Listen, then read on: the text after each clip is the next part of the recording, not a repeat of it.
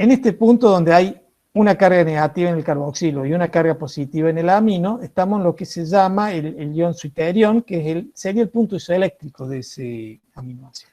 ¿Qué significa? Que está en una solución a un determinado valor de pH en donde se generó esa igualdad de cargas.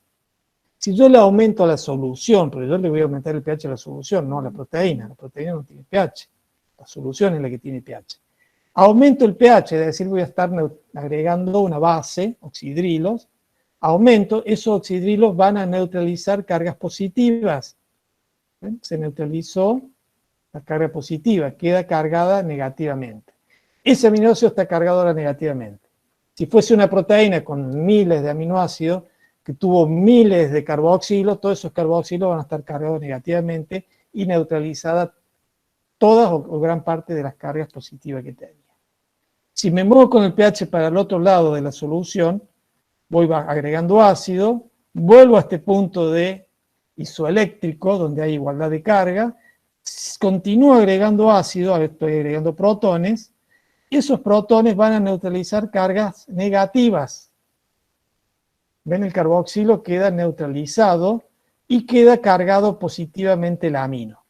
Entonces voy a tener ahí una proteína cargada positivamente. Con cargas positivas la proteína se disuelve. Con cargas negativas la proteína se disuelve. Con igualdad de carga la proteína no se disuelve y precipita y está en su punto isoeléctrico. Un poco lo que vamos a escribir a continuación.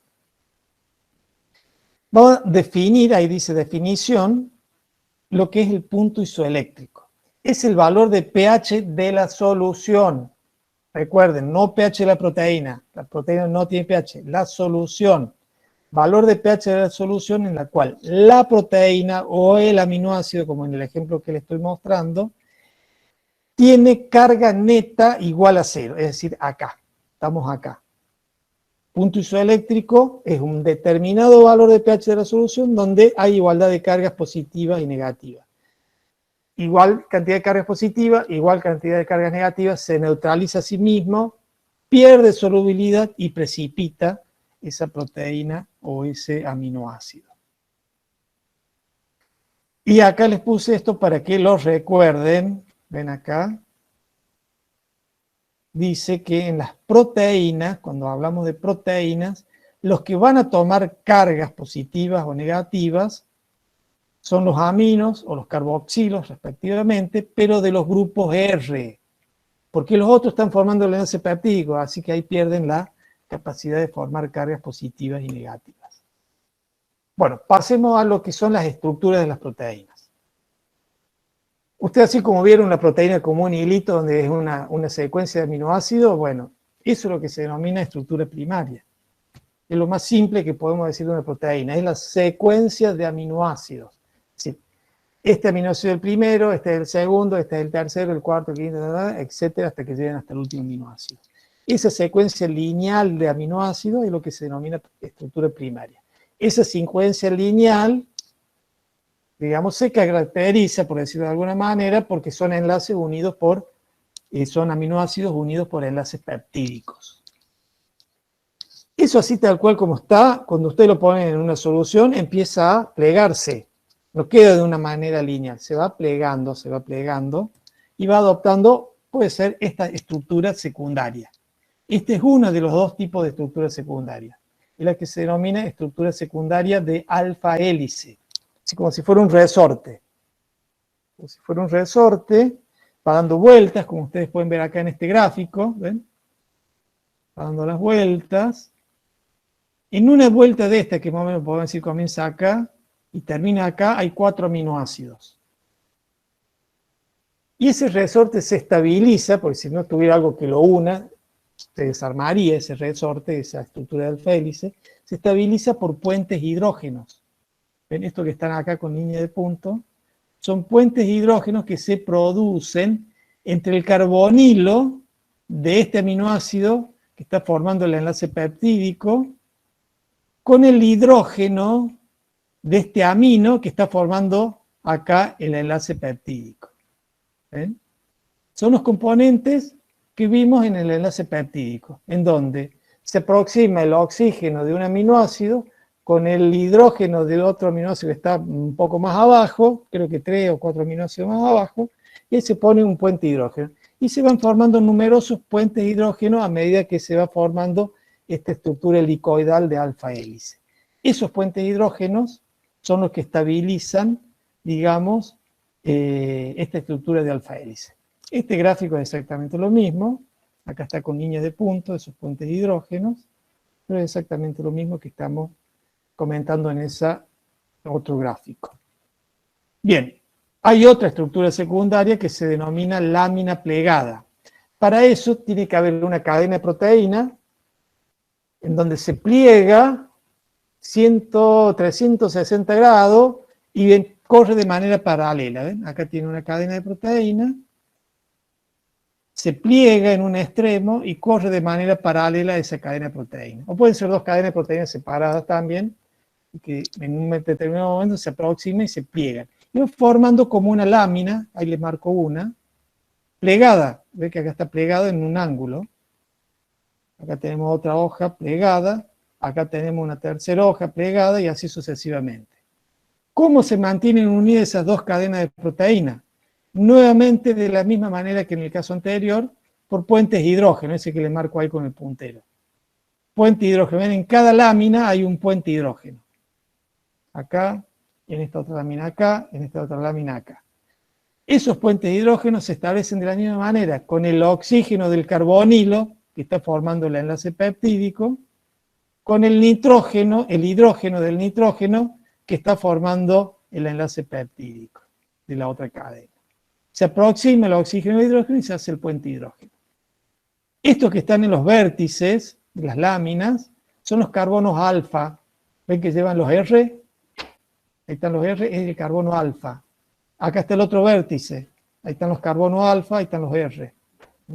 Eso es lo que se denomina lámina plegada o estructura beta de una estructura secundaria, estabilizada también por puentes de hidrógeno.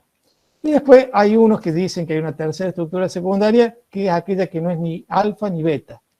Es una estructura desordenada, por decirlo de alguna manera, en una parte de la proteína, y eso se denomina estructura secundaria al azar. Bien. Entonces tenemos en una proteína, de repente, tenemos algunas partes donde se forman alfa hélices, otras partes donde se forman láminas beta plegadas, o sea que en una misma proteína podemos combinar estructuras alfa y beta. Sí, pregunte. ¿El alfa hélice o la lámina plegada son igual de estables o hay alguna diferencia? Sí, tienen, en cuanto a fuerza de estabilidad, es muy parecida. Ah, perfecto. Muy parecida. Es la estructura alfa. Por ejemplo, fíjense en esta estructura que está acá. Esto obviamente es un modelo, un ejemplo, digamos, modelado para que se entienda didácticamente, hablando. Fíjense acá, esta parte azul sería alfa. Ven, esta parte de acá también sería alfa. Esto que es como un hilito desorganizado sería al azar. Bueno, acá no han puesto nada beta, pero puede combinarse en una misma proteína, puede combinarse estructuras alfa y beta dentro de la misma proteína. ¿Qué es lo que es una estructura terciaria? Bueno, hablamos de la alfa, hablamos de la beta, hablamos de al azar.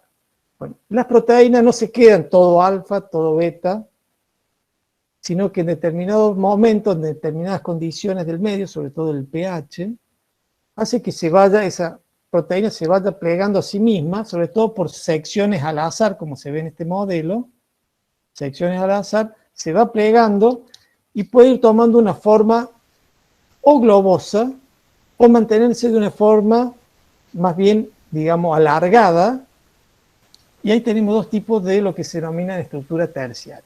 En definitiva, una estructura terciaria es un plegamiento de una proteína que ya tiene estructuras secundarias. Pueden ser de dos tipos: fibrilar, en donde predominan ejes longitudinales, son proteínas como estos modelos que tenemos acá. Son proteínas fibrilares, son proteínas más bien de tipo estructural, como, dar un ejemplo de esto, podemos decir el colágeno, las fibras de colágeno. Y las que son globosas, es como que van adoptando una forma esférica, con estructuras alfa, beta, todas combinadas y al azar. como este ejemplo que tenemos del lado derecho. Bueno, yo no sé si usted lo ven del lado derecho, yo lo veo del lado derecho. Otro ejemplo, acá sí les traje este porque ven acá, alfa hélice en rojo, y en amarillo es beta plegado. Y en verde es al azar.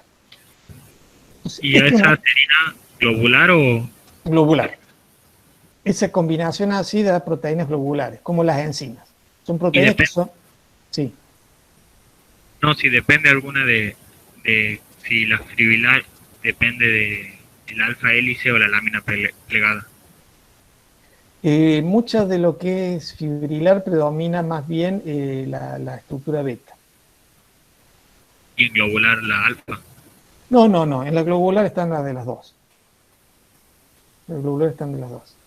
Pero también hay, en la fibrilar hay mucha asociación entre proteínas, que es la que viene a continuación, que es la coternal.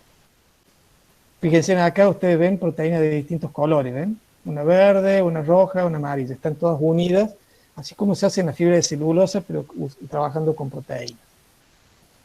Esta globular, las enzimas están dentro de este grupo, porque estas son más bien solubles, no todas significa que todas sean solubles, pero son más bien solubles, tienen que disolverse en el citoplasma, para decirlo de alguna manera, y bueno, y esa conformación espacial depende mucho del pH de la solución.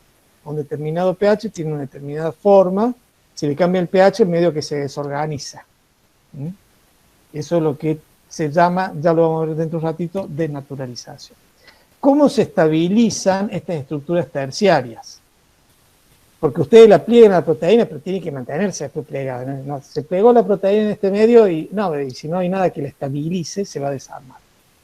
Se establecen uniones entre los R's de los aminoácidos, de R's normalmente separados. Uno está acá y otro 500 aminoácidos más de otro R se aproximan y se establece una unión entre esos R. ¿Qué tipo de unión se puede establecer entre los R's? Estas que están acá.